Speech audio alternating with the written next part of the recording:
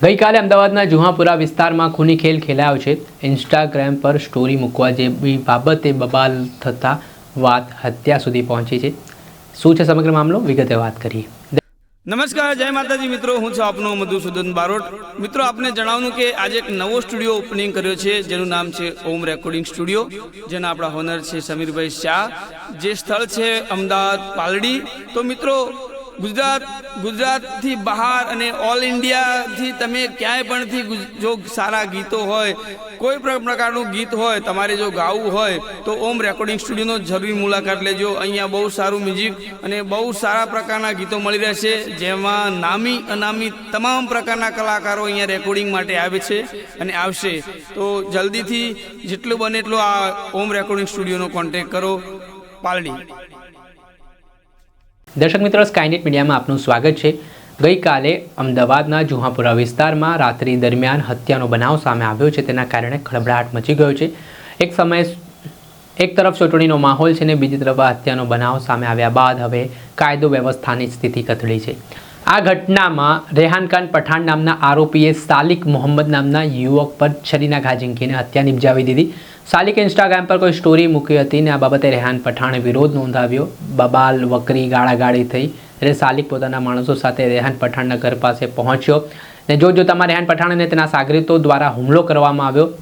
રેહાન પઠાણે છરી વડે સાલિકને મોતને ઘાટ ઉતારી દીધો। આ ઘટનાથી મૃતક પરિવારજનોમાં ઘેરા પ્રત્યાઘાત પડ્યા છે અને ન્યાયની માંગ કરવામાં આવી રહી છે। આ મામલે શું કહી રહ્યા છે પ્રત્યક્ષદર્શી, તેમને સાંભળો।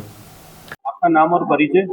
काशिफ सैयद, पूरा नाम मेरे को सालिक का फोन आया था।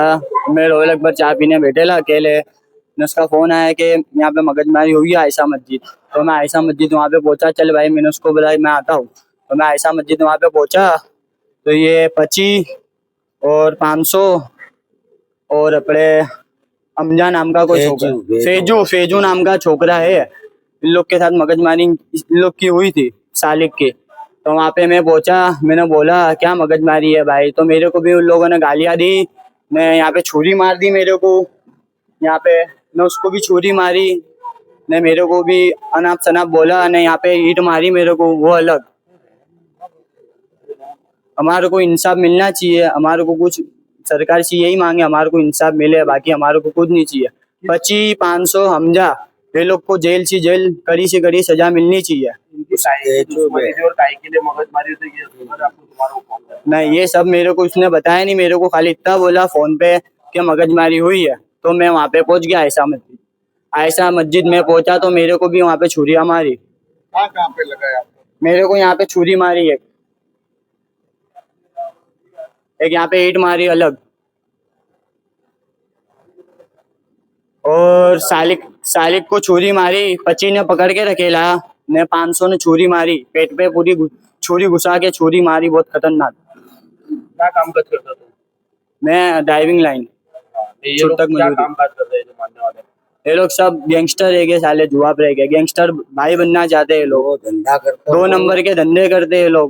ये लोग गरीब लोगों को मारते हैं, इस तरह से करते हैं। कोई माँ का लाडला चले गया, उसको क्या बीतती होगी। इनको कड़ी सी कड़ी सजा मिलनी चाहिए, बस मेरी सी यही मांग है सरकार से, उसके अलावा कोई मांग नहीं है। આપણે સાંભળ્યા હતા પ્રત્યક્ષદર્શી જે હત્યાનો બનાવ સામે આવ્યો છે તેને લઈને તેમણે માહિતી આપી છે ને હત્યા જે થઈ છે એમાં ઇન્સ્ટાગ્રામ પર સ્ટોરી મૂકવા જેવી બાબત હોવાનું હાલ પ્રાથમિક કારણ મનાઈ રહ્યું છે, જે બાબતે પોલીસે આરોપીને પકડવા માટે તપાસના ધમધમાટની શરૂઆત કરી છે। આ મામલે વેજલપુર પોલીસ સ્ટેશન ખાતે અલગ અલગ કલમો હેઠળ ગુનો પણ નોંધાયો છે, પરંતુ જે પરિસ્થિતિ વકરી છે, માત્ર સામાન્ય ઝઘડામાં ઉગ્ર સ્વરૂપ ધારણ થયું છે, તેના કારણે મામલો ગરમાયો છે।